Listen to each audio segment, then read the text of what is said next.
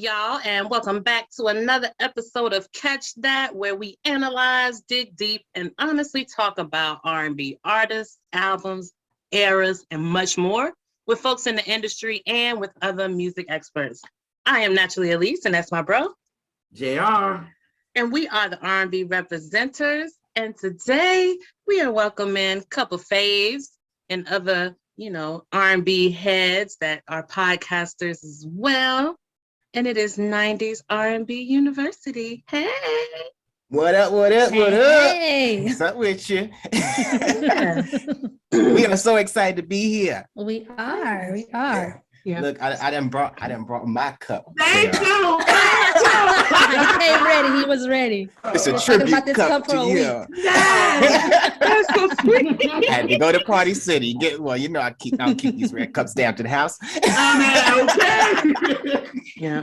And before we get started, how about y'all tell us, just to tell the folks a little bit about who y'all are and what you do? I want to start off with that. Okay. Ladies first. First lady first. All right. Yes, I am Shan, known as the first lady on 90s R&B University, where we educate the miseducated on all things 90s R&B. It's a fun show. That's right. Yes, it is. Every week, I am B, the professor is what they call me. always dropping information that you didn't know you needed behind some of the songs and the artists that you may have forgotten or you didn't know a lot about. So that's my favorite thing to do, is enlighten and educate people when we welcome them into the classroom. We've had y'all on, and y'all have dropped knowledge plenty of times. So hopefully we can do the same as we come here to the representatives. And I got my cup, so I'm gonna be saying a whole bunch. It's not my show. I'm off the clock. Don't you embarrass me. Don't you embarrass me out here. Hey, anytime we have a guest, it's day show too for the day. So yeah. I'll drink to that. So, J.R. Yes. What are we going to talk about today? And they picked the song, but why do you think they picked it? Let's kind of switch it up. Okay, so y'all, we will be talking about Toni Braxton's Secrets. I am hyped to talk about. First of all, I am hyped to talk to these two because I am such a fan of these two. Like, I have been a fan of these two for a while, especially I found them with their Darnell Jones episode. And the opening with them, when Byron said, "I'm still eating Thanksgiving dinner after a week," and Shan said, "Yeah, me too." I said, these are my kind of people. Like, they honest and they with it. I was like, yo, I'm such a fan of them. And then when y'all did the Darnell ad-libs, I was losing I was losing my mind. So being a fan of y'all, and come on, yo, if we're talking about Toni's Secrets, I had to get the throat ready, y'all, because I'm about to do their y'all about to get some vocals. I gotta do their theme song a little bit. So wait a minute, I'm about to make us look a little foolish. So yeah, I know a caption's gonna go there. So yeah. You ain't about to make me look no kind of way. Watch it. Yeah, we are at least look good. Right. So if it doesn't feel like 90s R&B, Shannon, help me sing. I don't want it. Byron, help me sing. I don't need it.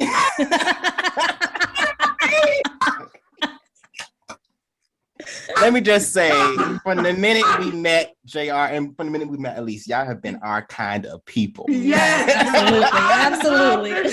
Oh my God. Instant bond. Yes. So I knew, and they invited us on their show, and we talked about Motown, and that was amazing for me anyway. And Elise always know how I love talking about y'all. I tell her at like every episode that I watch about y'all, and she be like, okay, I listen too, you know. So I was there. I heard. I was there. I was there. I was there. But I'm like, I love them guys. So I was like, yo, we got to get them on. So when they picked Secrets, I said, it makes perfect sense. Even though on the show they talked about it, they did a episode with the sophomore albums, and they talked about That's right. So, but that wasn't enough time. That wasn't enough time. Yes, I'm ready to get into this. So, first of all, where did both of y'all really get introduced to Toni? I know, but the audience don't know. So, explain to them when y'all got into Toni first. For me, it was through my Aunt V and my mom. When that debut album came out, they just wore it out. It was constantly on repeat. I must have heard "You Mean the World to Me" 59 times. It was just all over the place. So that was one of my first introductions to Toni Braxton. Been in love ever since. Yeah. It's such an auntie CD, right? It is. Before we came on, I was actually talking to my friend Lauren about we just were talking about Toni. I told her we were talking to y'all, and she said the exact same thing. She said it was on Auntie's CD. She said that's how she was introduced to it, because her aunt played when she would go to her aunt's house and had a little girl time, and that's always what was playing. My dad was in love with Toni Braxton. He's actually the one who brought the CD into our household. And as a kid, just always went through the CDs that we had. Whenever they bought something, I had to check it out and see what it was. And I came across this album. And let's just say it became my CD after that. I would take it to school with me. I would put it in my little first Sony with the little microphone, any way that I could digest this album. I was the most mature little 8-year-old running around singing these songs. But yeah, that was my first introduction, and yeah, love this album the first album from beginning to end. And then when the second album came, I was like, oh no, this moment is mine. I'm getting from the day one. I'm not gonna have to discover. I'm coming the first day to get this album. So it was like after that first album, y'all. So when you heard You're Making Me High, what did you think? Like, because you're coming off of all of this first album that was completely flawless, right? So you don't kind of know where Toni's going next. The sound is kind of changing a little bit. We're going into 96 where it's a lot of hip hop is starting to come in. You know what I mean? And of course, R&B is really into that lane now. So it's like, where is Toni gonna go? So when you guys heard, honestly, for the first time, when you heard You're Making Me High, what did you think? I had to cover my ears. I was like, what are these lyrics? Am I old enough to be listening to this? But no, I thought it was a great direction. It was a great shift from the first album to the second. And I love just the tempo of the song. That's what really, really sold me, because it was something that was different than what she had put out previously. I was so stuck on the first album that I didn't even think like, oh, it was time for a new album, right? So I'll never forget, I was watching VH1 and I happened to change the channel, and then it was like the video was on, and I didn't know Toni Braxton anything new, but it was like the last 2 lines of the chorus of the video, so it was like fading out. I was like, wait, what was that? What was that? I think I saw Toni Braxton in a white catsuit. What is this? And this ain't, you can't pull it up on YouTube. You got to wait. You got to watch the box and hope somebody requested something. So I sat there and I waited. And sure enough, it was in heavy rotation, and that joint came in from beginning to end. I was like, oh, this is good. And I knew it was something I had no business listening to, but thanks to D'Angelo, we had already broken that seal the year prior. Yeah, because when I heard it, I heard it first on Kiss, on 98.7 Kiss in New York. Kiss. Yeah. And when I heard it, I was like, yo, this is fresh. Like, this is fresh. Like, I'm like, okay, Toni, this is where we going. And then again, when the music shifted, I'm like, okay, Toni, this can rock with what's hot, like right now. There's a whole box.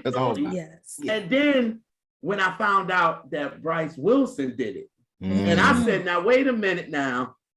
Now, this sounds like some Groove Theory shit. You know what I'm saying? Like, coming off of that first album of Groove Theory, and we was talking about that with Dart, we was like, this could have been a Groove Theory record if you think about it, because it gives you joints like Coming Home and Ride and good to me. And one thing about Bryce, he's good with a damn guitar. He's gonna put a guitar in his production. Oh yeah. For sure. So one thing we did say on that Dart episode was, because I don't know if JR, I don't know if you asked it or if Dart asked how we thought a male would have been singing it, would it still been a great song? And absolutely, it would be different, but it'd be a great song. It might have been better.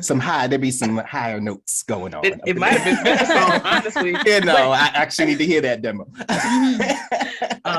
But go ahead, JR. I didn't mean that. No. You know when a hit record, like you know what a hit record sounds like. So when I first heard it, I was like, yo, this is a hit. Yeah. You know what I mean? Absolutely. And then to have Shantae Moore, Martin Nelson. Can we talk about the BGVs, please? Please. Are we gonna go there? Are we going there? Like, real. And for Babyface, Shantae, Toni, and Mark Nelson to be on the backgrounds of this. It was such a smooth next level of Toni Braxton, right?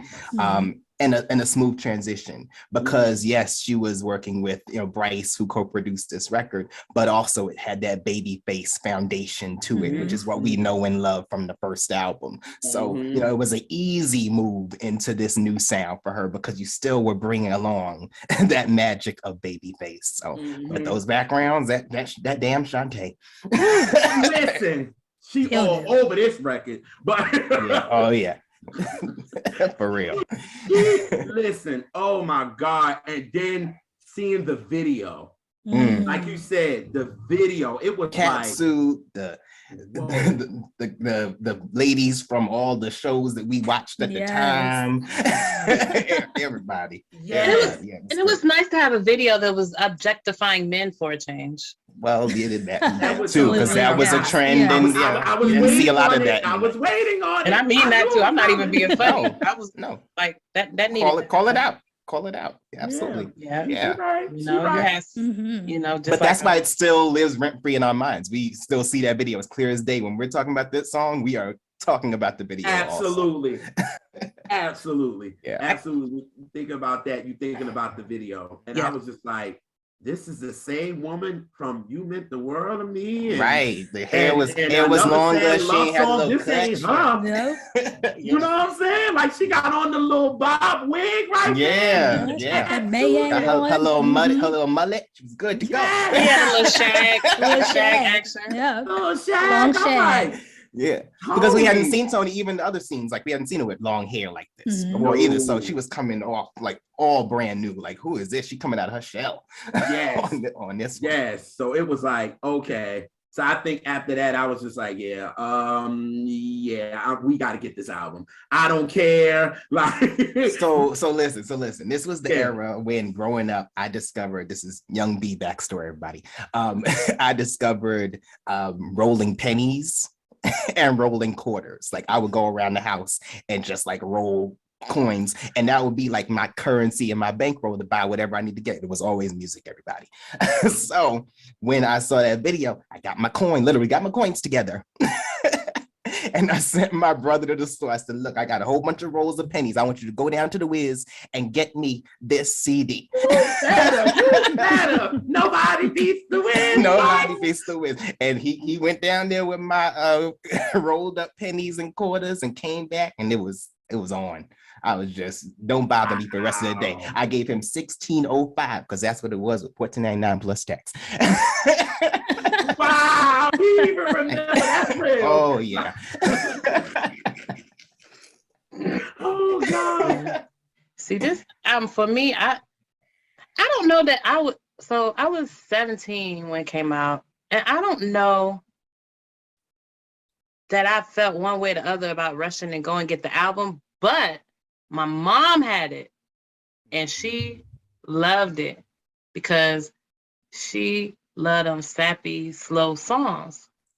So she loved making me high, but she was there for the slow, dramatic songs. So I heard her play it over and over. So that's how I got on the album. And then like you said, the album became mine. I ended up snagging it. I'm just gonna take this. But she definitely bought it, but I'm the one that ended up with it. That's I think I right. still have it, like the actual CD I snagged. This is the same. I'm holding everybody. This is the CD that I use my coins to buy. Wow. I'm pretty sure. all the battle scars on the back, all the scratches on the back. Well, look, you actually was getting the CD. Oh no, we were still with the cassettes over here. Oh yeah, and I stepped it up. Look. In '95, I got my first portable CD player, so you can tell me nothing at this point. Man, what? You would never know. What? Oh God. So okay, so hearing the whole album in full. So because we're gonna go through each song for real, but hearing the whole album. Oh, we are. Okay. Yeah, as a whole album, as a body of work, what did you think after just listening to be like, damn? Yeah. That was it. Yeah, exactly. You know, great albums tell a story. You know, these were my books growing up, and this album, from beginning to end, tells the story of somebody. I always say that this album is, every song represents a reaction to the revelation of a truth, right? So every song is. Every song on this album is a reaction to a revelation of the truth. So sometimes you deal with it in a positive way. Sometimes you sliding in the shower. Sometimes you don't know if you're gonna make it, you know, but eventually you find your way, you navigate through it. And every song on this album deals with how somebody is coping. So good. It's a good read. The whole album is a good read. Okay. What about you, Shan? What did you think? I thought the album was pretty solid. I feel like there were a few tracks that could have been stronger for me. Oh, baby. When I was thinking about it in comparison to like the first album, I always say that the opening song really kind of sets the tone for the album. So with the opening song on this album, I didn't feel that it was strong enough to fully just set the tone for what's to come. But overall, we gonna get into that. Oh yes. But you know, overall, I love the project itself. Yeah. I didn't like it at first. I love it. Be honest. You did say that. You did say that. I didn't. Were you too attached to the previous work? No, I don't like an album full of slow songs. That was why. Okay. Real talk. So I'm coming off of the debut and coming off of, you know, and in that year I'm listening to Faith and stuff. And even if stuff is slower, it's still a groove. It's still because y'all talked about how dark. This song don't have a whole lot of drums. You know, this one had a lot of drums. I mean, this album has a lot of guitar. Also. The guitar is the star of this album. It is. Real. Yeah, and I love guitars, but I also need a drum. And so, especially then, because I was the biggest hip hop head you would ever meet at the age of 17. This was that sound. This was very much anti that. Yeah. So initially, I didn't like it, but hearing it over and over in my mama's car, because she would wear something out, and what would she do? She do what? She wear something out. Sometimes she'll make you not like an artist for a long time. But hearing this one, for some reason, after a while it caught on with me. So but initially, I don't want to. I'm usually not one that wants a record full of ballads. It's just that just ain't me. It's an album that grows with you. Every step of the way. Every year I hear this differently. But go ahead. Yeah, go on. I'm sorry. But see what Toni did on this album, she made songs that could have been really, really boring, sung by anyone else on this earth. But because of what Toni was doing and the creativity of her like ad-libs and her arrangements and her little emphasis on things. That made all the difference, because all of those songs had the potential to be mad boring. It could have. Yeah, any other artist. But she put that razzle dazzle And then I could really pay attention and be like, okay, these are some really great songs. Yeah. That was like me when I first got it. Like, not when I first got it, because I ain't had the money like that. So my mama got it. But when she got it, my mom didn't really dig it. Mm-hmm. But I was like, with albums that she wouldn't dig, I would grab on my own. And I was like, I'm going to listen to this on my own. And I liked it. Now, that's a few songs, like you said, Shan, I could have been like, girl.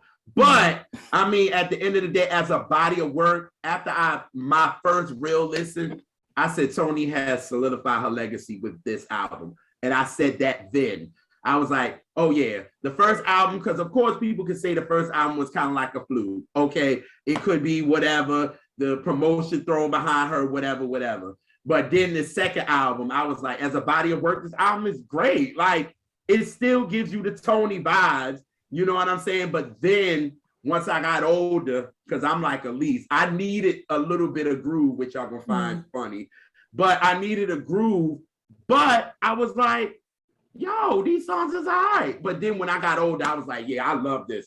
I love it. So it's maybe 3 songs on here that I'm like, ugh. But after that, I'm with it. I love the album, to be honest with you. So, The first record was so monumental. Right, everything Let's about just go it. right on in. Yes. Yeah. That you appreciate. It's like you appreciate that first album for having like singles. When it comes to a cohesive body of work, Secrets has the edge up on that. It's kind of like Never Say Never versus anything else that Brandy does, right? Because it just flows together. Everything is one song can't exist without the other. That's what this album is giving. Right. So, yeah. Because the first record to me, Come On Over Here, it sounded familiar. It gave me familiar Toni to me. Are we going in? Yo, yes. And it was the fact that, like, Toni's, I call it the Toni-isms that she does in a record. And after the bridge, Toni does the I Belong to You type of joint after the bridge. And I was like, it gave you something familiar, like, oh, okay, we getting first album type of vibe. So I'm like, okay, Toni, where we going? You know what I mean? So I'm like, I'm ready to take this route with you. You know what I'm saying? So when I heard it, I was like, because Toni is the queen of bridges. I don't care what nobody say. That woman knows how to come out of a bridge with a note, a run, or whatever. And body. She get the growling. Yes. So when I was like, yo, like, she's killing it. It was like, I was like, yeah, I'm here for this ride. So Come On Over Here, I love. This sounded familiar. And to have Shanice and Mark Nelson and Toni Rich. I mean, what more did you need? Just sing. Come on over here. Sing it. I was waiting for you. Do better. Of your every... Wait, like, sorry, Shan, I disagree. What a way to kick off an album. Yes, the familiarity of it, right? But it's also clever in Toni Rich producing this song. Because at the time there was my time when we thought Toni Rich was Babyface, right? There was a quick moment where we couldn't tell the two apart, right? So nobody knows, right? So you expect Toni to, if it ain't broke, don't fix it. Just continue that vibe on this album, right? But and just start with a Babyface song. But it's clever because she enlists someone who gives that same kind of Babyface sound that kind of nobody knows. When Can I See You Again? Those kind of vibe, I randomly found this record for Donna. Yes, it's a single. Yes, absolutely. Hold that up. Oh God. It's so Toni Rich is like what you expect from Babyface, but it's not. So the song is to ignite the album with this song is like what you expect, but it's not. So, and literally every layer of this song is what you thought you knew, but it's not. Essentially, right? So the girl you knew on the first album, this is not her. She's grown technically. She's giving you that little yodel. Now she done developed a new yodel technique. All of that. She's giving you technique. She says it even in the lyrics. I've got more than you know what to do. I got things that you ain't seen yet. Whoa, yeah, my boy. You know, so this is an invitation. It's come on over. It's an invitation for us to get to know her more, get to know her deeper. And Right. I wanted to hear more of this album. Me too. Yeah. Me too. Okay, where we going? What we We doing? brought it in there. Oh no, we going to each one. Yeah, We no, going but to each one. me hearing this, I was He like, was- what, I'm with you. What we going? What we My doing? shit, Bring my me shit. there. I messed up. I messed up. Bring I me messed there. up. It was gonna be. I was gonna mess up. I did. Blame it on this. I love that yodel. Oh, yeah. Yeah. I think the biggest turnoff for me with this song is the familiarity, and it did sound like something that she previously did. So for me, it was like, Yeah. okay, coming into this project, I'm like, are we getting the same thing that we got from the last project? Usually when someone puts out a sophomore album, they do come with a new sound and a new delivery. And this just kind of sounded like the same old thing. Yes, it had a just slightly different edge to it, but it sounded very similar to her previous work. And that's what really just turned me off when I initially heard it. I get it. But what I like, it was familiar, and then you get to the end of that, and then you, you're like, oh, wait a minute. Oh, Yeah. You did say I got, did you know? Like, okay, I got more. I had to ease you on in here. Now you're here. Damn. Yeah. But yeah, you're right. It does. It For the does new sound visitors, very for the new visitors who are similar coming to to the the first church. album. Yeah.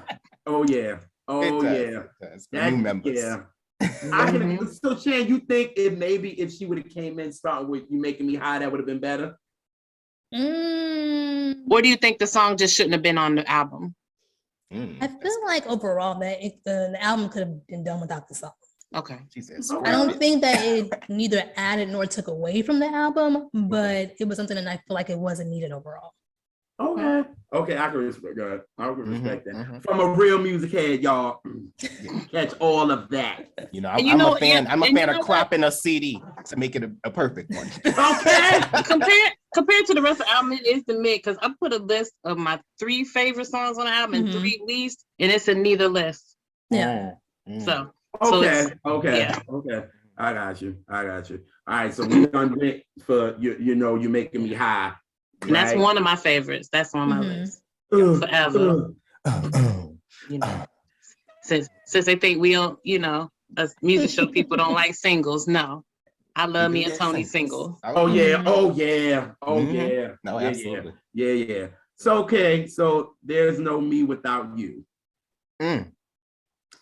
Mm. Mhm. I'm gonna get mine out the way. Yeah, go ahead.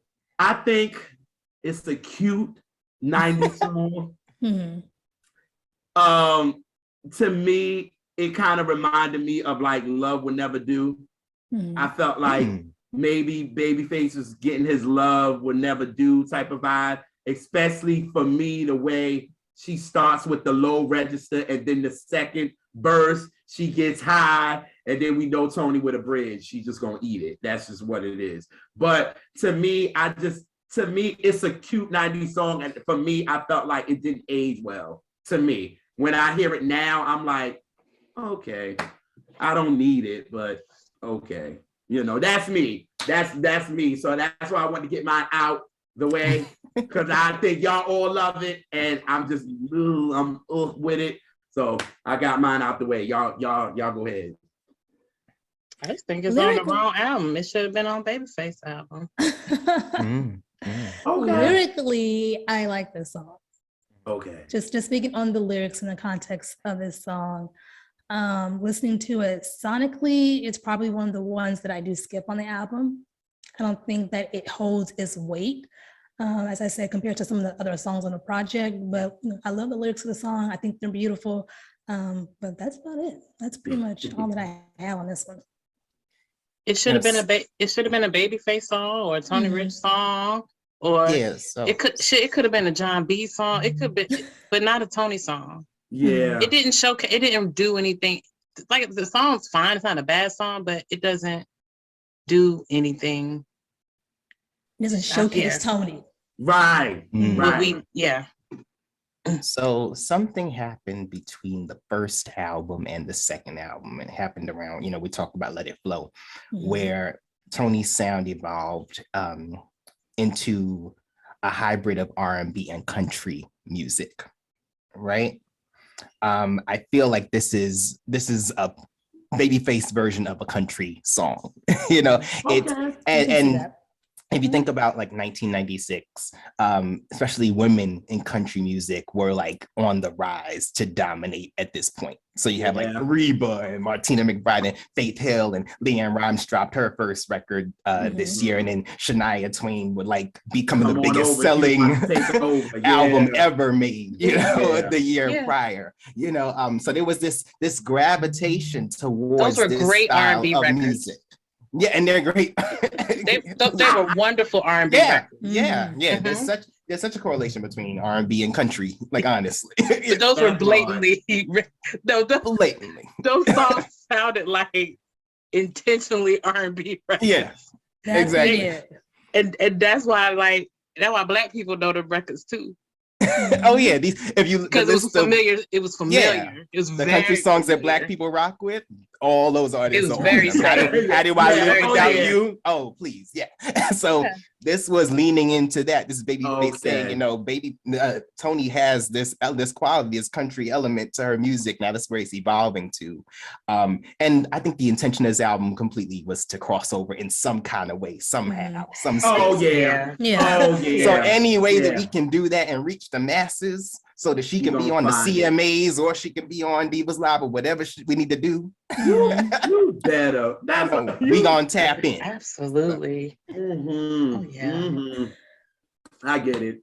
I get it. So yes, it's simple in its format and the way that it's sung. It doesn't stand out as a Toni song, but it fits in lockstep with the songs of the time, right? That were blowing up the charts. Even Tony Rich, his Nobody Knows is such a country track to me, and that won Grammy of the Year, and you know, swept the nation, went to the top of the charts. There was a need for this. The When Can I See You Again by Babyface. It's country. Yeah. So people love them. So why shouldn't Toni have one? I got you. It makes sense. Well, she do have one. They gave a couple of shots on this album. If this one didn't work, we got another one for you. Right? Yes. What you want?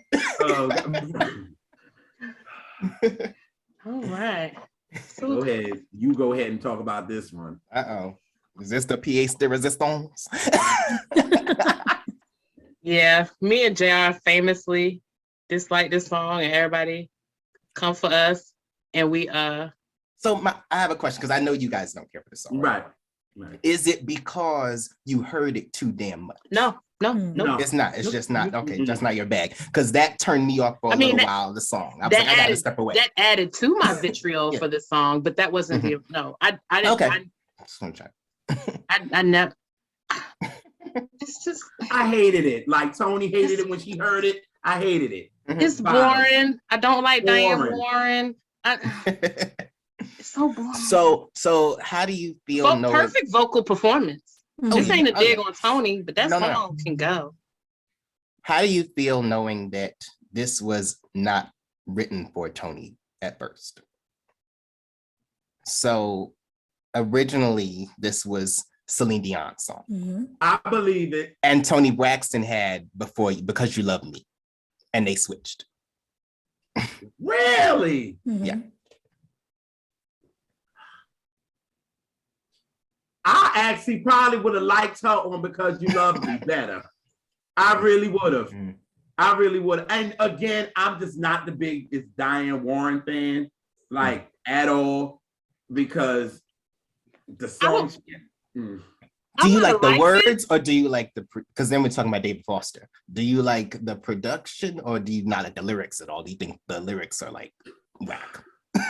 The only part that I like of this song, honestly, is when Dean Parks, his guitar solo. That's it. Oh yeah. That's all I like of this record. Other than that, it's like, to me, it's just boring. Like, to me, it has nothing to it. I'm crying in the shower like she is. Like, really? Like, for a different reason. You like, Megan, stop. I'm like, oh no. But you know what? I bet Because You Love Me, I would have liked it, but I don't think it would have blew. It wouldn't have blown up. Not like Unbreak My Heart. Not like this. Not like Unbreak My Heart. Oh Now no. I don't like it, but that song, it was different for it. I don't know. I mean, of the Diane Warren, that's one that Catalog. I like the That's best, what, but I don't yeah. like it. But that's up there. But that's not really saying nothing because I don't really like those songs. But Unbreak My Heart. No, that song was supposed to be as big as it was. I do not begrudge. Oh yeah. And I'm glad that happened for her. Like so glad. Me too. It didn't mess up the album for me. It didn't. Occasionally I won't skip it occasionally, but usually I do. But occasionally I'll let it just ride. But it just don't. The neighbors got a whole concert as I was preparing for this episode. And hey, and as much as it's played now, I'm if it's on somewhere, I'm going to sing it all dramatic and be right. Yeah, you got to be extra. Yeah. Like I'm gonna do that. I know every inflection and everything of the song, but I never say I want to hear "Unbreak My Heart" today. That's never not one time. No, you never have a craving for Leah to be sad. Yeah. I would say strategically, this was the perfect song for Toni Braxton, because coming from that first album where we've known her for all the heartbreak songs, this was a song that the fans were quote unquote looking for to kind of give that familiarity, not so much the sound, but the context of the song. Yeah. And I think that's why it blew up in the way that it did, because it was like, okay, Toni's giving us that heartbreak. She's giving us something that sounds familiar. It's coming in this beautiful ballad, as boring as you guys may think it is. Her vocals were just flawless on this song. And the way that she delivered those vocals, you felt every single word, you felt every single lyric. And then not to mention that, you had the video that went along with it that just added to that hype of that song. I mean, I don't think that, not a tear was shed when you seen that video. Like everybody was crying. It was just heartbreaking. Oh yeah. The video, I ain't gonna stunt. The video was dope. Was dope. Yeah, everybody had that prom dress. They did.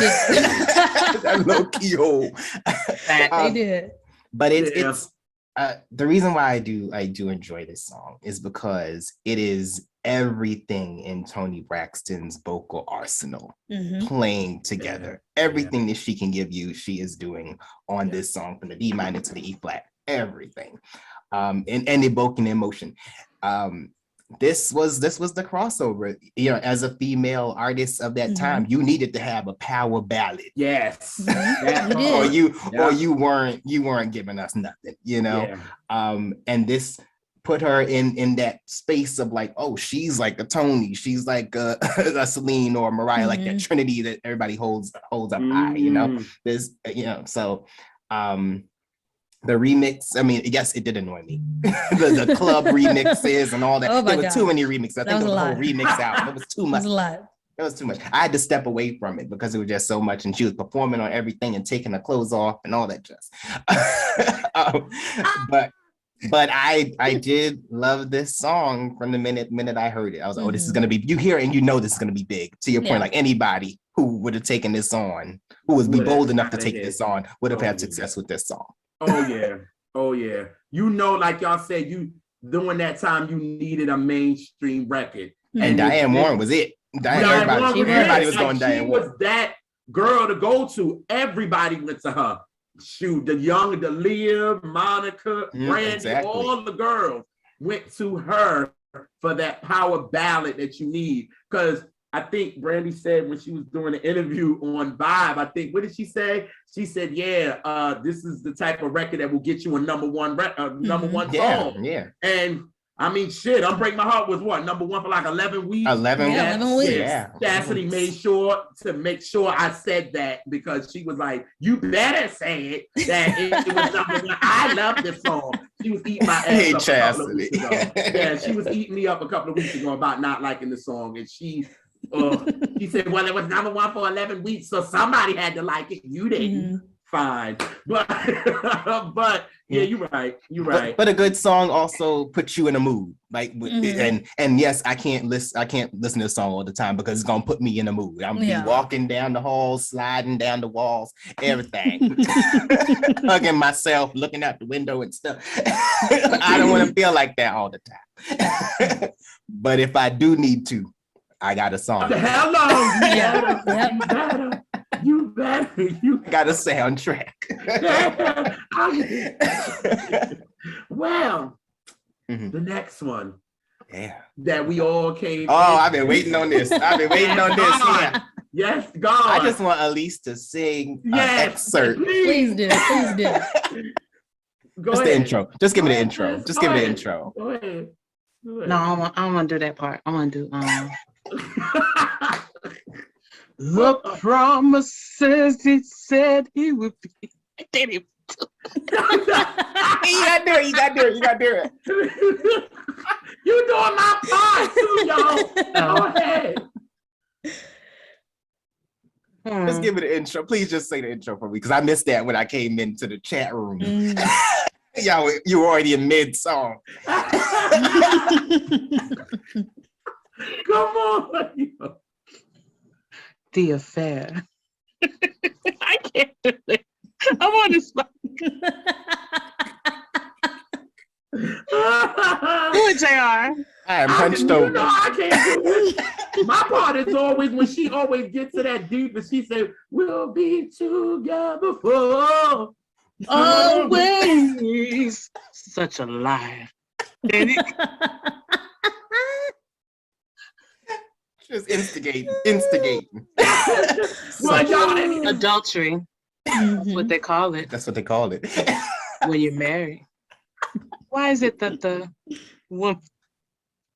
What is that? I gotta go.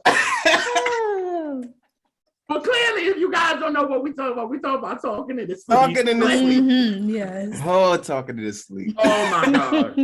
Oh my god. Yeah. This is really one of my favorite songs in the album. And I put in my notes Same. about this because it's in my favorites.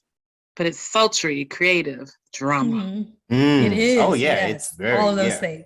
All of those Exactly. things. Don't you see everything that's going on Yes. in this story? I can Yes. see Toni like literally in a video for this record. Mhm. Literally Just like nighttime, sitting in a sitting. bed while her man is sleeping and Just she's watching looking at the camera at us Mhm. and See, just saying, That's how I know y'all my people, because only us put some video treatments together quick. baby.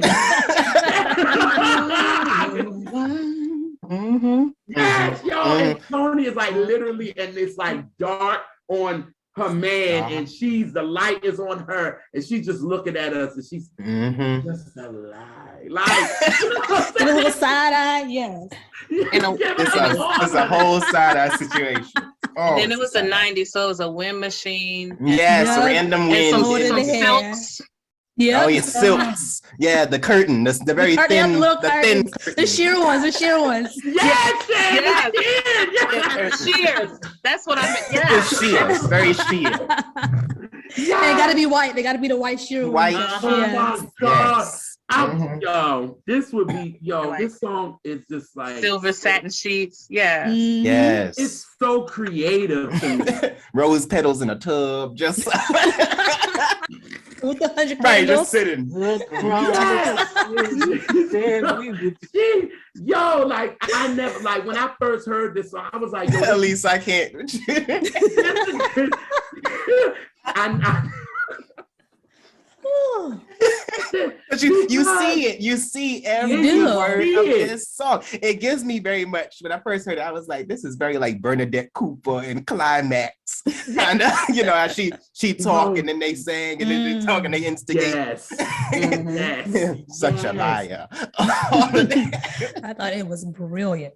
Yes, it really Yes. Yeah. Oh God, and it's like it's at night, like you, Mhm. like you're there with her. I love the dramatics of it. 'Cause Yes. clearly, y'all all know when it comes to dramatic, I'm here for it because I'm back. So come on. That's so far fetched. Oh really? Oh, that's cute. But it's so dramatic, and she just like in the way she's singing these things, she like fatigued, like that. Oh yeah. I'm like, so what was they thinking? Like, what Well, was? what's beautiful about this song and what sets it apart from the first album is that Toni is behind the pen. And now she is writing. Yeah. This is, and if you listen to all interviews, this is based on a true story of her life. She heard old boy talking in his sleep, and she was like, I got a song about that. So You know, Definitely. I think, and now, you know, because she proved herself on that first album, they said, okay, we can let you write a couple of things on this one. We gonna connect you with Keith Crouch and whoever, give you the music you need. But yeah, I love that they gave her that opportunity to take a risk, and it came out so amazing on this song. When you think about Toni, she think about getting her heart broken a lot, because on the first album, she talk about best friend and her friend taking her man. Oh yeah. And then this, she talking about some. I'm like, damn, Toni, this is what Toni does well. This is what Toni does well. And that's what Babyface said. We loved her for the heartbreak. And like Shan said, that's why Unbreak My Heart was needed, because it made sense. Damn, connecting those dots, Brian. Absolutely. Oh my God. And then they had Sharif Ford on yes, come on, Sharif Ford. Pain. Oh my God. Like, I love her. Like, because you know, she was on Brandy's debut doing. Oh yeah. Well, that whole human rhythm, that Keith Crouch engine, you know. So I got a question. Do y'all see Brandy on a beat like this? She couldn't pull this off, this talking. She couldn't. No, not this song at all. No. And Sonya wasn't gonna have it anyway. No. This is not gonna get past Miss Sonya. She's gonna be like, "What are we talking about here? What are we doing? No. Yeah, okay. So I just think maybe the beat, since it was Keith Crouch, I'm like, maybe it could have finessed something in there that could have been like a Brandy beat or something. And maybe he might have gave this to her, but we knew in '96 Brandy was not ready to do no damn album. Not yet. I feel like the beat came after, you know, at least you're a poet. This came after Toni's words, and they rapped music around, you know, her stanzas, right? Because this to me, this was something that happened organically in my head. I hope so. That's what it feels like to me. Yeah. Oh yeah, and you're there with her. That's what I like about it. Like, she's doing all this singing, but she's talking to you. That's what I love about a record. Bring the personal in there. It has that relatability. Yes, man. Like, it's like. And the whispering is so intimate. This moment, you're like, okay, should we be in this room seeing what's going on? Right along with her. And the aunties back then probably was like, yes, girl, like, this is what they do. Yes. That's what he doing. I heard him talking in his sleep. That's what LaFonz was talking about yesterday. Yes, like, we were just, girl, Toni. I could imagine the girls, the aunties then playing this album and talking mess. Oh, like, you know what I'm saying? And they all relating to this record. Get Alizé and everybody just sitting around. Alizé is so 90s, ain't it? Ooh. It is. Red Passion flavor. Yes. Oh God. But yes, I love this record. I love this record. Definitely one of my favorites on this album, absolutely. For sure. Yeah. Elise, can you just give us one more piece, please? Yes. All right. And I need it. See. See, I do good on demand. Take us home.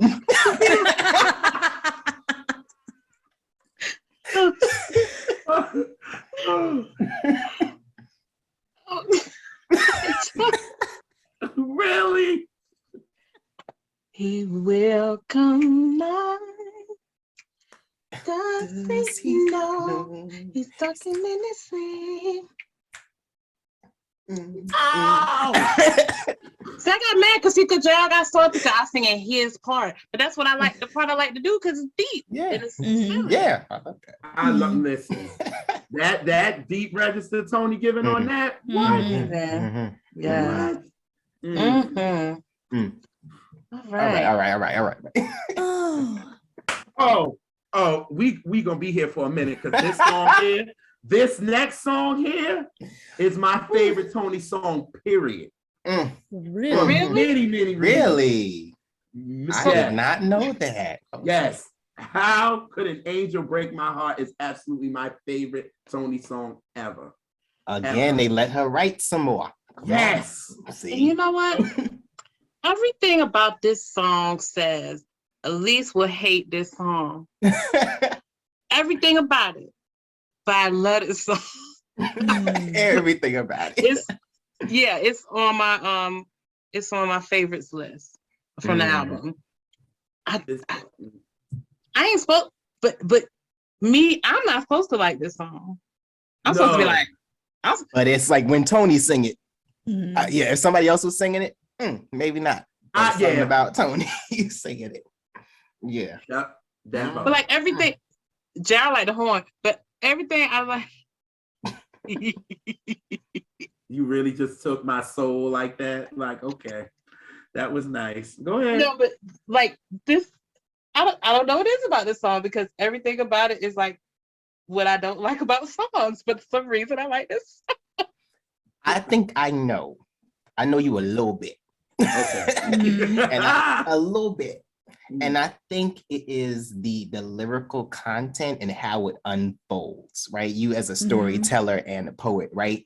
So there's everything from the beginning. It starts, Toni's hearing rumors about like the intimacies between her man and somebody else. And then you get to that second verse and it's like, oh, and she's a white woman. Oh, okay. Like everything is like juicy about this song. It is like, oh my goodness, oh my goodness, oh my goodness. And it continues to build in a way that engages you the entire time. Yes. Yes, the cherry lips, all that. Her skin was white as rain, right? All of you, like, and back to the aunties. Annie, what a white woman. Like, oh.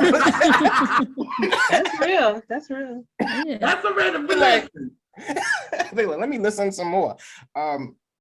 Musically, it's JR, go ahead. Talk about the musicalities. Everything shines on this. I'm talking about Kenny G on the set. Hey, give me a Kenny G solo. Yes. I am talking about Greg Fillinhanes on the piano. Can we talk about Greg Fillinhanes? He deserves so much more than what he gets. He has played on everybody, and I mean everybody. But it's so smart, right? Because he has a history of working with, the maestro that is Quincy Jones and Barbara Streisand and Dion and Natalie. Even he worked on the Rapture album with Anita Baker.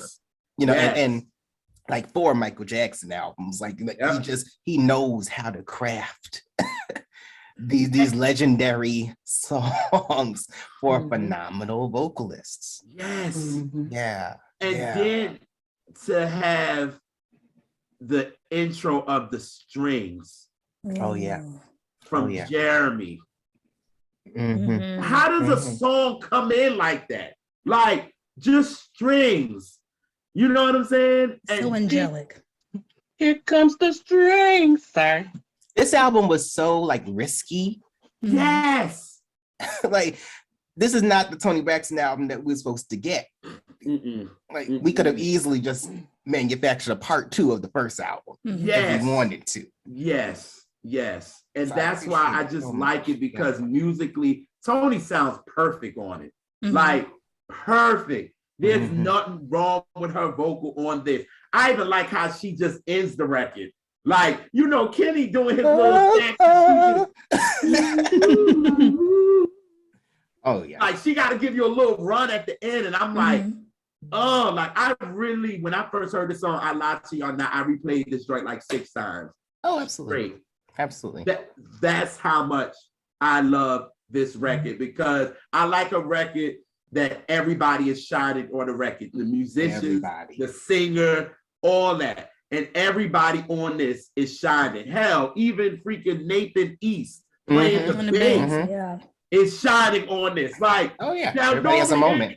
Nobody really talking about like the bass of a record. Nobody's talking about the strings of a record, but everybody has their little part. And then you put it all together with Toni, the way she's singing it. And we know that Babyface vocally produced her. So everybody's fitting into this. You know what I mean? It's just an amazing song to me. Like I just want Toni. I would love to see her do this live for me.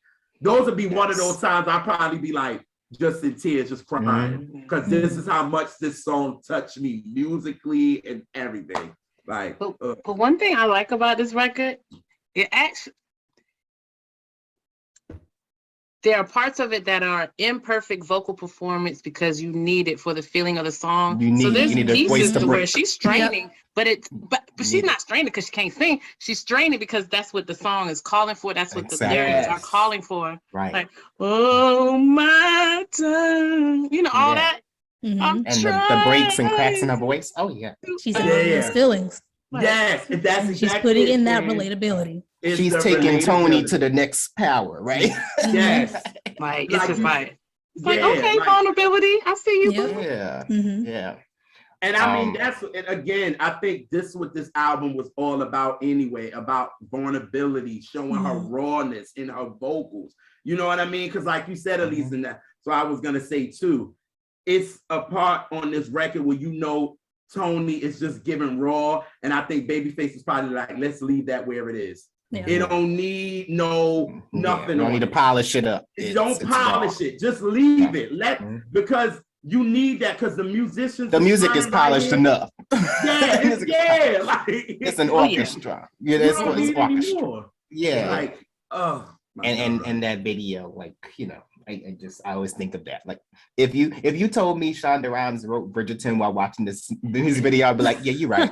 Yeah. When I was talking to my friend Lauren, she said that's the first thing that popped in her head of thinking about that song was like, wait a minute, that's Bridgerton. This is just. I was like, yeah, in the year 1996. Yeah. Right. There we go. Shonda knew what's up. Shonda had the job. Absolutely. That part. Yes. Oh God. Now this was a video. That my mama, this was a movie. You get a little mad at me because this is the one that I used to call into the box a lot. Oh, this was you. Oh, thank you. Thank you. It's because of you and your dollars. Thank you. Listen, my mother, after that, y'all, that's when my mother was like, there is no more 900 numbers on this call at all. Because I will call that so many times. So if y'all was seeing it a lot, it was because of me. Thank you. I was wondering who that was.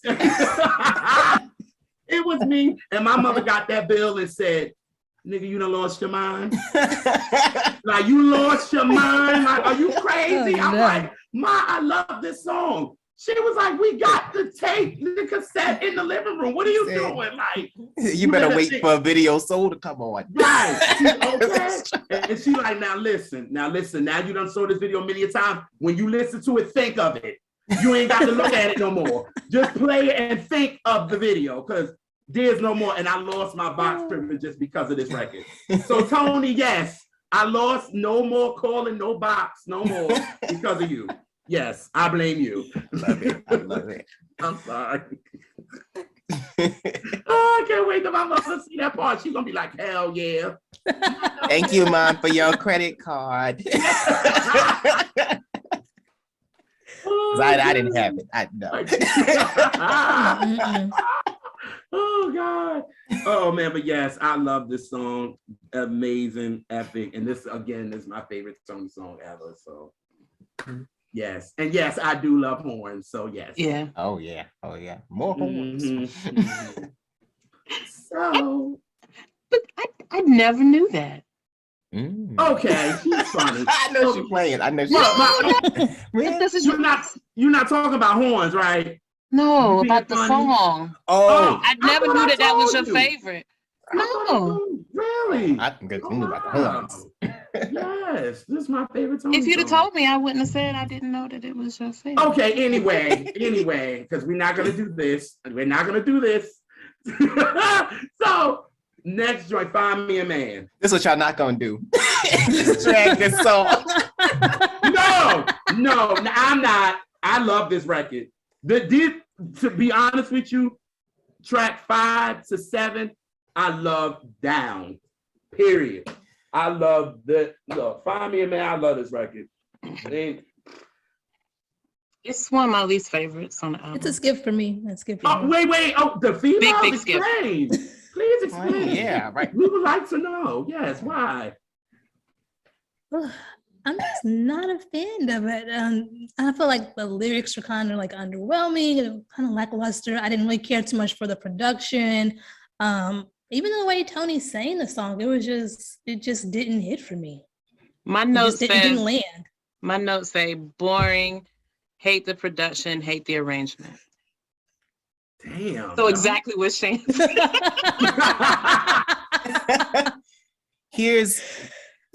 yes, and right. So here's why the song works. Okay. Go ahead. Here's why the song works. We go back to what I initially said about like a storytelling, right? And sequencing is so important on an album, right? And play where the song lies. So this song is coming on the heels of someone talking in their sleep and the angel breaking her heart. So now she's at a space on the album where she's declaring this. That's what I don't want. This is what I do want. Yeah.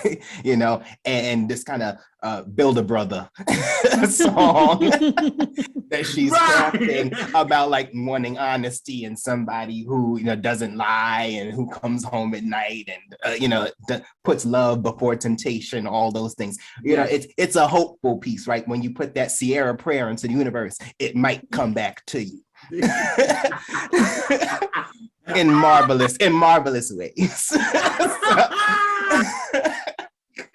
So I appreciate it because it fits within the story that I'm experiencing of the whole album. Do I just say, oh, let me just turn on track 7? Nah, it has to just flow into the album. Yeah. I love it. I'm sorry. I love the record. Like, I just love it because it's so I feel like and like Elise always say, I try to find something in a record. That's me. I try to find something that I like about the record, even though I like it. Huh? That's how I say it? No, you be very mean with the way you say it, but I'm being nice. This is a clip already. I see it. JL5, one little raggedy thing and some fuck shit song, and say he love it because he like the jackets the band had on in the session. You know what? You know what? That's not true. Now you took it too far. The jackets, though. Not the jackets. I hate you. The jackets were sharp. I hate it. I hate it. But the horns were very shiny. The blending. Speaking of shining, that's what shines on the record to me. The blending with Babyface, Shantae, and Toni. Their blends is amazing to me on this. Like, they blend. So, because you got people, I ain't gonna say a group, but they understand sometimes that their blending ain't that great. Okay, that's a different episode, y'all. Bring us back for that. Yes. Leave the door open. We'll be. But it's like the blending is dope to me, and that's like you said, Byron. I agree with you. It was like she came off of You Got Unbreak My Heart. You got, you know what I mean? You got How Can an Angel Break My Heart? Talking in My Sleep. Now she finally is like, y'all, dudes, y'all done fucked up like all of this. Now, this is what I want in a man, so I don't got to go through this. And maybe you won't get a lot of these songs anymore. You know what I'm saying? The secret is out. I'm telling you, point period. This is what I want. This is the secret. And that's exactly why I think this song fits and why I like it, because this is the secret to me. This is the secret song right here. Like, y'all, here you go. Like, if you fuck up now, then something wrong with you. I gave you the secret. There's no mystery on this song. There's no mystery. You know what I'm saying? I'm telling you to come on in here. You know what I'm saying? Now, ain't a metaphor on this song. Yeah. You know what I'm saying? Like, you good now. So that's why I like it. I love this joint, like, for real. And again, the star of this song to me, again, is Greg Phillinghayes on that piano. Like, whew. I wish I could just play like him. Like, just them keys, like, amazing. So I'm a fan of this record, like, for sure. So, but the ladies is like, I do respect exactly what y'all saying. Absolutely. I totally get it. Compared to the songs we just came off of. Yes. Because at least one thing about that thing there, if the writing sucks, Oh yeah, yeah. Because It's that's gonna kill a Elisa's song heart. for Yeah, her. that's her first love. It's Is gonna kill a writing. song for Yeah. her. Yeah. Like for instance, Angel in Disguise. Mm-mm.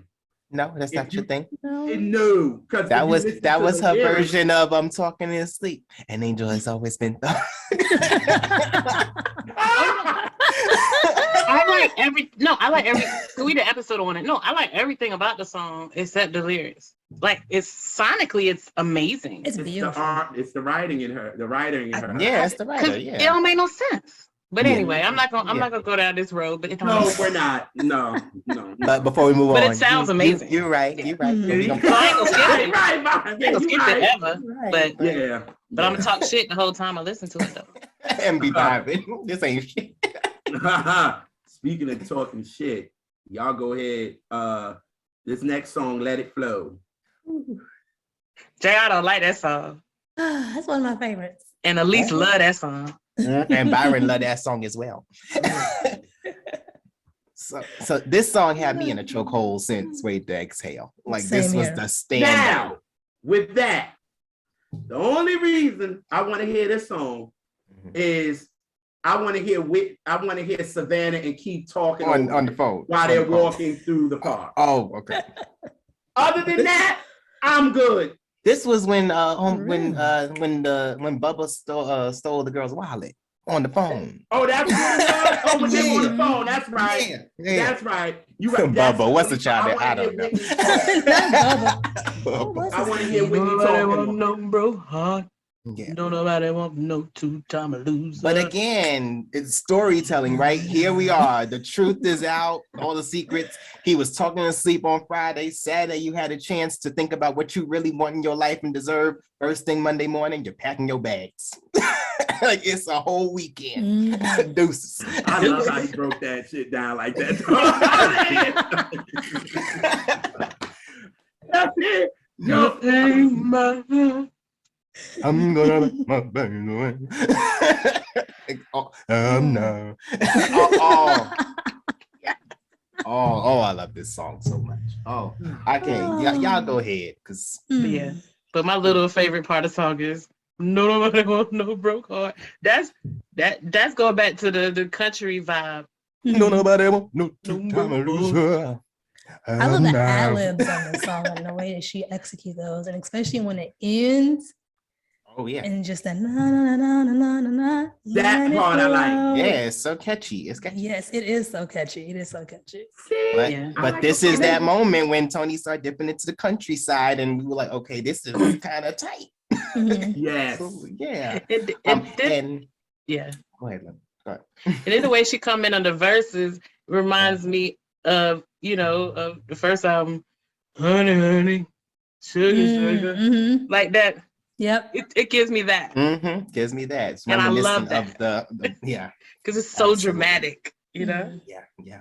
And it fits so well. I was excited when I got the CD and I saw that it was on here as well. Mhm. And yes, all the songs from Waiting to Exhale were written for that movie and for those characters. Yeah. But it also wove so well into this narrative and this story that we were listening to. So yeah, it was a smooth transition to put this on here and a perfect place to put it, right? So Yeah, I love if they put it like towards like the middle portion and they didn't just add it onto the end like they normally do with like soundtrack songs. They just kind of slide them in. They sure do. They sure do. yeah, like Yeah. bonus track. The Like, bonus why- tracks, Why is yeah. this? Why are you leaving me on this point? Yeah, exactly. Mm, Mhm. That's nice of y'all. Well, yeah. That's nice. Yeah. But yeah, why should I care? I love this. This Love is it. my favorite song on the album. Really? Back in the day when I was younger. No. This is a sleeper hit. This should have been a single. I would say it's one of the most underrated This should ones have that's been on a the album. single. It is. But I love it It's because it underrated wasn't. tracks. I love it so much that it wasn't, because now it's my little secret. Whenever this album comes out, I look forward to this track and I'm like, oh, it's coming on. But again, where it lies in the album, this is the period where we're letting it flow, we're letting God, we're doing, we're like, why should I care? Like, Yeah, and she is riding this beat so well. Oh Like she my got God. flow Yes. on this song. And then yeah, I'm actually because I love your energy, JR. I'm just let you talk about the background. I know. This is your you know, favorite song, like it is. But I'm gonna give you that. Well, I mean, come on, you got the people that was on Making Me High, like you got, you know what I'm saying, Mark Nelson, you got Shantae Moore, you got Babyface and Toni, like they sounded great. And you know what my part is. You know what my part is. Which one? Where's your part? You told them I'm in love. That yodel, baby. Give me all of it.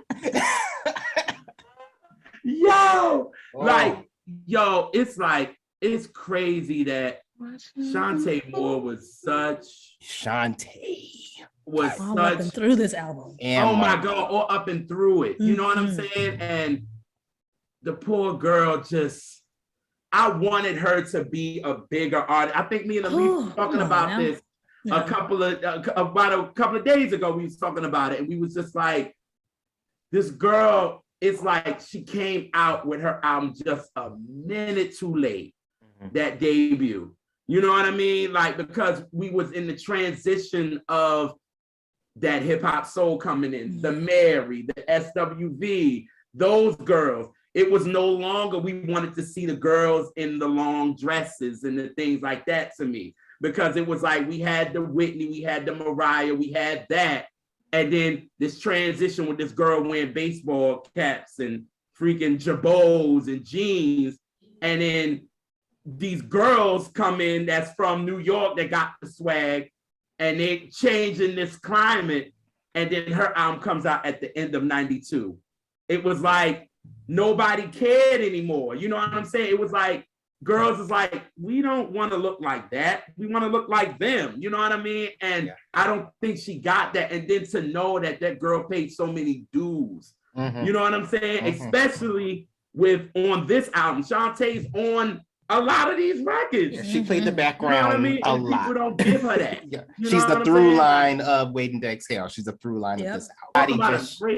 Everybody showed up to work on this album. Babyface on all the guitars and the drums, Shantae and Mark Nelson on the background, like Toni killing it and getting her little flow on. Yeah, and it just had the same buoyancy as the first album, but with the evolution to it, right? And a lesson learned. She's learned from the songs we heard previously. Right. Like, and that was some classic Babyface production. Like, that was quintessential Babyface, like all over it. Oh yeah. Shoot, where the heck was we at? That's where we was at. That was where we were. Okay, good. Okay. Yeah. I'm sorry. This is good. My damn computer. It got, come on, you know technical ain't me, but I don't know. All right. But yeah, we kept it rocking. Yeah.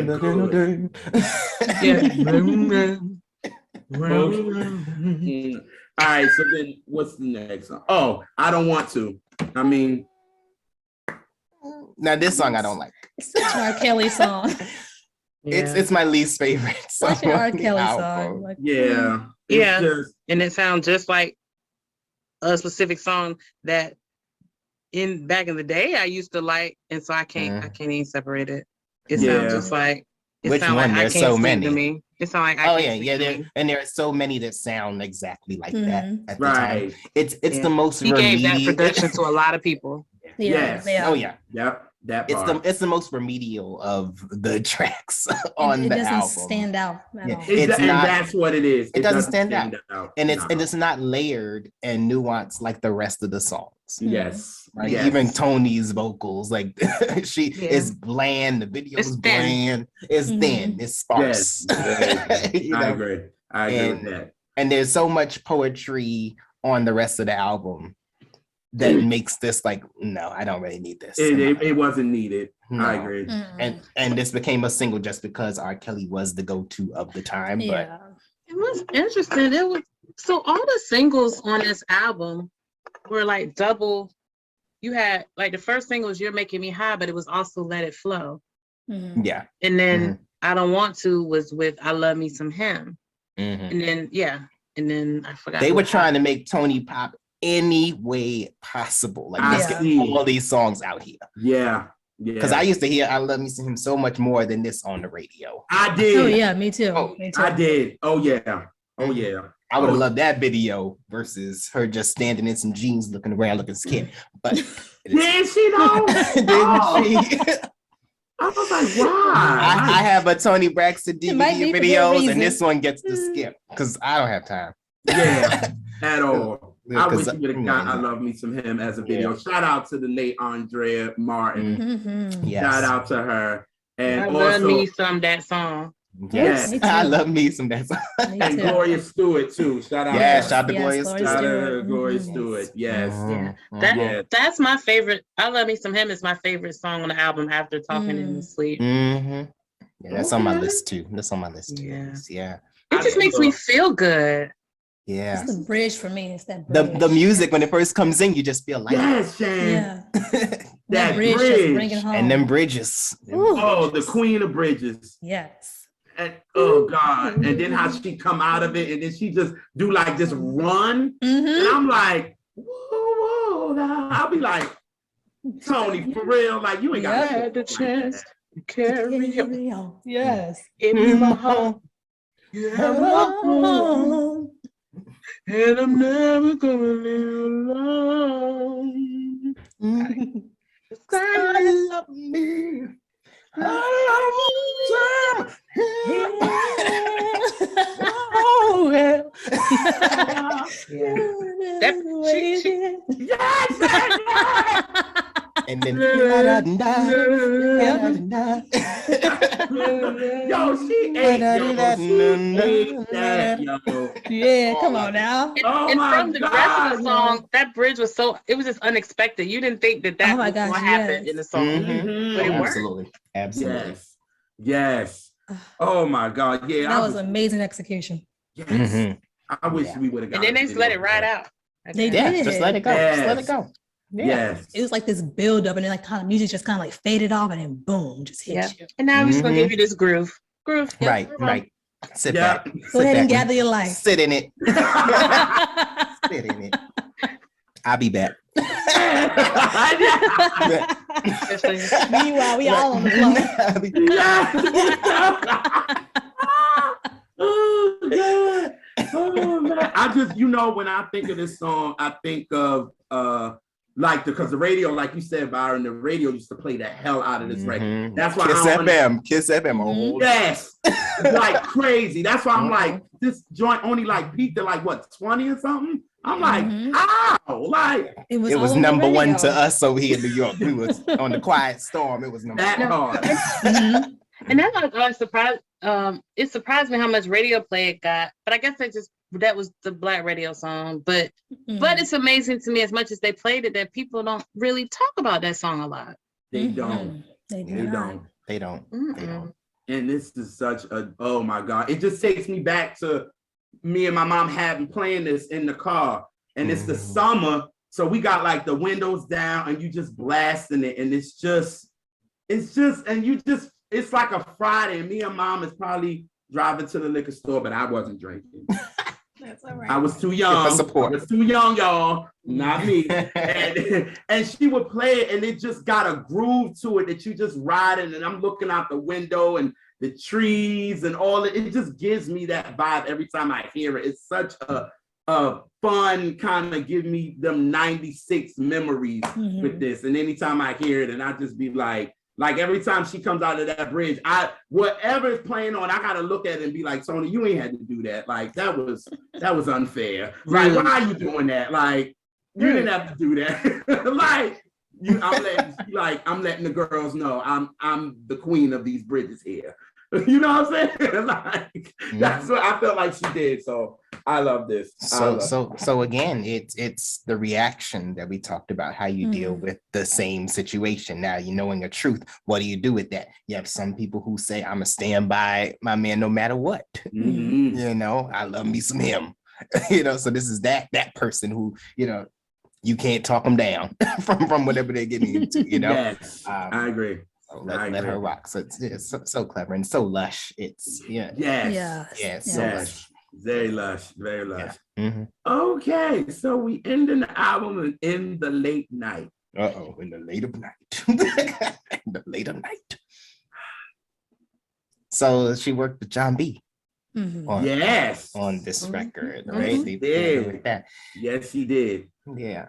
Do y'all feel like this was How Could an Angel Break My Heart Part 2? Because of everybody that was on that record was on this. And I felt like maybe this was the same. They might have made this in the same day to me. Yeah. And I'm just like, for me, I like it. Don't get me wrong. But to me, I love the album when it stopped at I Love Me Some Him. It could have stopped there for me. And I would have been like, album done, cool. But this... I kind of like it as a closer. It's like almost like kind of a cool down for me. Because I don't know. It's just coming out of this groove and I don't know. It's the closure that you didn't get from How Could an Angel Break My Heart, right? Because he was just out there, he was gone. You know, at least she got to see him one more time before the goodbye kiss, and yeah, he is gone. You know what? Okay. You know what? I can see that. He said that shit. I don't got shit to say. He said that. That's how. Well, you know, I'm at the bottom of my cup, so I'm Yeah, me too. But simply for me, I just felt you needed something slow to it. I need cool down, like you said, cool down. Yeah, like a cool down on it. I get it. Yeah. Yeah, I don't usually love when songs end on like a up two up for me. I don't know. Two up. Especially an album like this. Yeah. Because of the story. Yeah. You were like, that's the end. That's how it ends.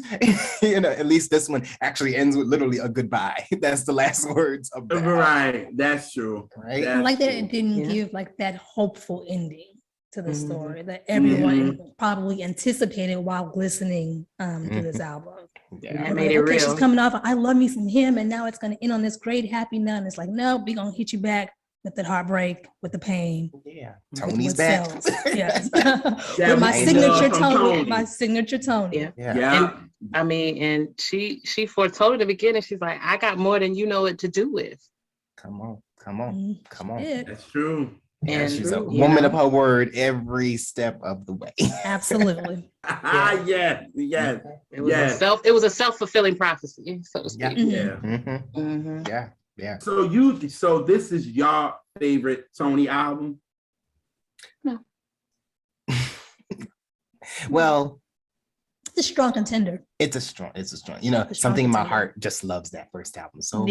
Yeah. It's just, Yeah. And then the heat for me is one of my favorite. Yeah. That's just- yeah. It's a place in my life that I connect, like I always go to. Yeah. Oh yeah. But I think this is the album that really stamped Toni. Like she's a part of that Whitney, Mariah, Yeah. Celine, all them girls. You gotta put Toni in there. I mean, what her first two albums sold what, like 30 This one was million or something like Yeah, this that? is Like, million, yeah. like it was no other girl. They weren't no girls. yeah, Secrets like, did 15. Yeah. 13, yeah. shit. But you watch, we Yeah, had the wow. pleasure of watching someone become a legend right Yeah. before our eyes. That part. You know? watched the journey. Even if we didn't love Unbreak My Heart, we saw it because we were there from the beginning. Get it? Yes. You know? Yeah. Breathe again. Exactly. running through the bar. Yeah. With the little You see a lot of T-bar. growth on this album, Yeah. Oh, Yeah. which I enjoy a lot. The growth. It's the growth. Absolutely. Yeah. Absolutely. Because growth. you're not gonna get nervous if you think you're gonna get basically the Toni Braxton album part 2. It's like, Yeah. nah, you don't You don't want need it. You have don't need that. it. Buy the old album. Right. That's something else to say. Right, Yes. right. But Just also, like- but it's also stayed grounded in the foundation, which Yeah, is the it baby does. bass and all of that. You know, but bringing in some new players who only enhanced the story and the What journey. the This hell? album just takes you on an amazing journey from come on over here to Mhm. to goodbye. Some of them enhanced, Yeah. not all. Some of them Period. enhanced. Mhm. Period. Yeah. Wow. Yeah. So it's all right. It'll do. It's all right. It'll do. you in a pinch, you know. Yeah. All right. So now we come to my favorite part of the show, and that is our word song association. Okay. And today's will be, I'm going to give you 5 songs that were at the top of the charts in 96 Okay. by other women singers. Oh. All right. And you just tell me the first word, thought, memory, anything, just whatever pops in your head first. All right. Soon as I get home, Faith. Rain. I'm gonna say Lust. Yeah. Very lustful song. It has to be raining when this song's on. I can definitely agree to that. Yeah. Damn. I like that. I like that shit. Like, yo. Rain and Lust. Yeah. No, y'all did that. Those are a few of my favorite things. Okay. Rain and Lust. All right. All right. Always Be My Baby, Mariah Carey. Oh, well, you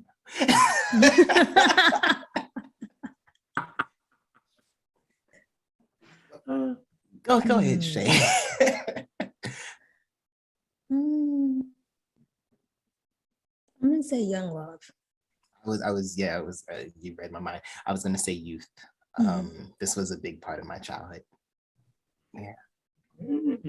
And it's still, every time I hear it, makes me feel like 12 years old.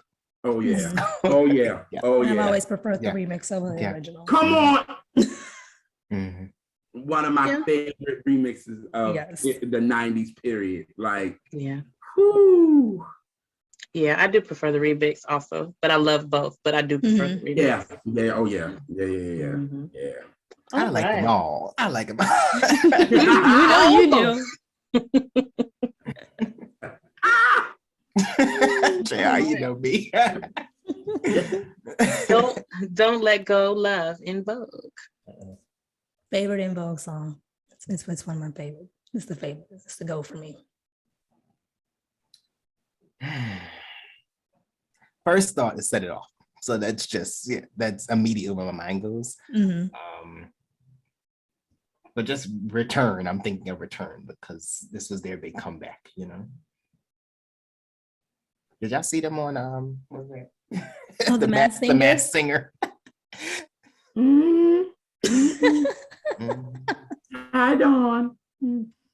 Dawn. We love Dawn. We do love Dawn. Yeah.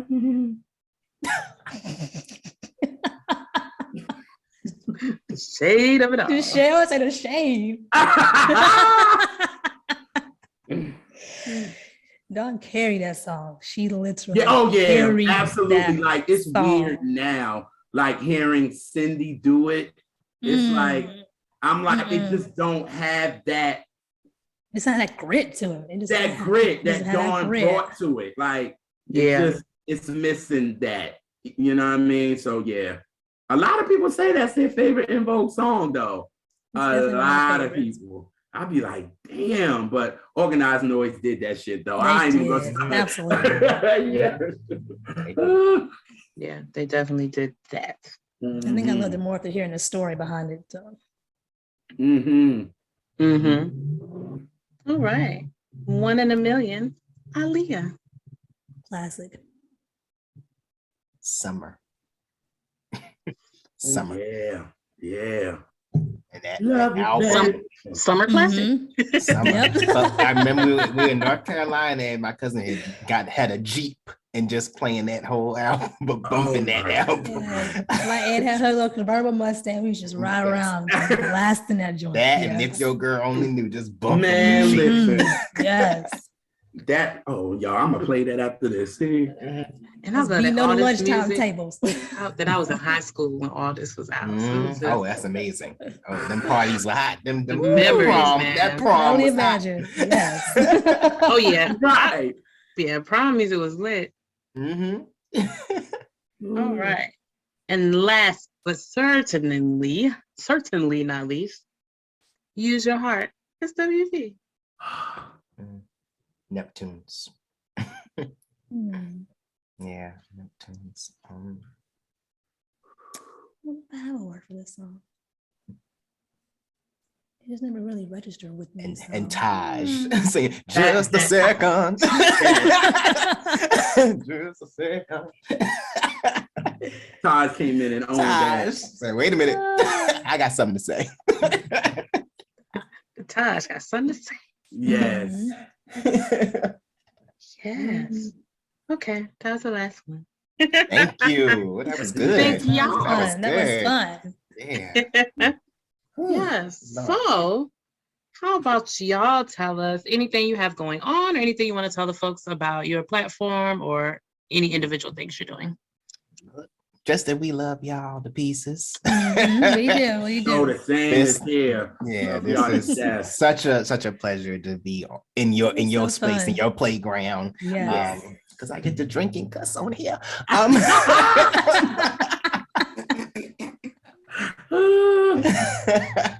Ain't no rules around here. Right, yeah. Y'all Do my what people, you y'all like. my family. But no, man, just continue to support the R&B representatives. Yes. Y'all just drop so much knowledge. Every time I watch, Mhm. I know that I'm gonna learn something new. And we be knowing, but y'all definitely be knowing. Please. Yeah. The way I go off about y'all, that's what I'm saying. At least be like, He I do. was He listening really to- do love y'all a lot. yes. Feeling this Oh, new shit. hard. I'll be like, yo, like anytime I'll be ready on Fridays. I'll be like, and then y'all send it. I'll be like, yes. Oh, you know I gotta send you the DM as soon as it drops. Yes. I'll be ready, yo. Y'all just amazing, man. And then the way y'all do, and then y'all have y'all guests on, and it's just like y'all make everybody feel comfortable. And it's just like you don't got podcasts like y'all's, you know what I mean? So that's why I was just like, y'all like awesome. Y'all the best, man. Like for real. So for us to be on y'all's and for y'all to come back on ours, which y'all gonna be back again. But it's just Y'all like, come you back. know, For you sure. guys are dope. And that's why I definitely want everybody to check out 90s 90s R&B. I definitely I'm gonna have my vocals right the next time. Because my They was voice on. They wasn't was on point on. this time. My voice wasn't on point this time. I ain't had my tea with In honey. your tea. So yes. You know, this community that we have built, this tribe Yeah. is so special and so important It to is. us. So Absolutely. y'all, and shout out to Chastity and shout out to Darius over there, no goofy Yes. shit. Like all of us, you know, I feel like the basement with Timberland and all of them back in the day. And That's Devontae right, and yo. all of them, you know, we working on something big together. Oh, yeah. You know, Yes. so, Yes. and it's always a comfort to know that they're like-minded people out there, and Mhm. your podcast definitely, your conversation always enlightens us and lifts us up. Yes. So let's keep doing it together, y'all. Yes, indeed. Yeah, Yes, indeed. yeah. Let people know where they can find y'all and all that good stuff. All right, so you guys can find us on Instagram at 90s R&B University. That's right. Mhm. And get your little merch, your swag your over merch. at Oh yes, I Diary of a merch. Mad Brand. My hoodies Mhm. popping today. Get your summer set. Yes, yes. Yes. And yeah, but make sure to check out our 90s R&B University stuff. Make sure to subscribe and share this with your folks so they can learn a little bit more, so you see your people, so your folks can stop being wrong out there on the Twitters and come and learn something, and Please. Come to the Exactly. classroom. Exactly. Yes. Yes. And I just want y'all to know that I love me some y'all. Hey. And we Hey. will catch y'all on the next episode of Catch That. Peace. Thank y'all so much. Bye. La da da. Yes.